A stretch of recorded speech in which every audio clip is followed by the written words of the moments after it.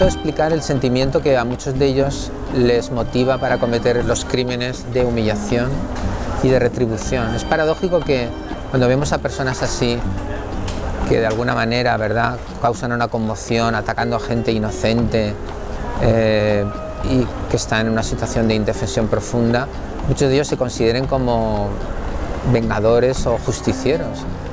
Pero una parte de los asesinos múltiples que describo en extensión en el libro son personas que responden a una especie de humillación moral que ellos sienten.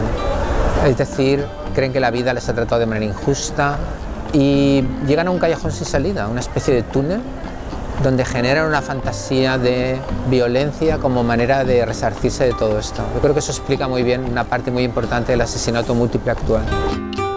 El género negro cada vez me vuelve a interesar mucho porque es un modo directo de estar contando grandes problemas de la sociedad y que la gente le conciernen y que aprende a ver y a mirar con otros ojos lo que pasa después de muchos crímenes, ¿no? Y creo que es interesante que la gente se interese por el género negro. No ens coneixíem i és curiós trobar-nos aquí, diu, compartirem una taula sobre pioneres del gènere i aleshores vam descobrir que totes aquelles vivències de l'antifranquisme, de les lectures així reivindicatives, del compromís, del naixement del feminisme i totes aquestes causes les compartíem.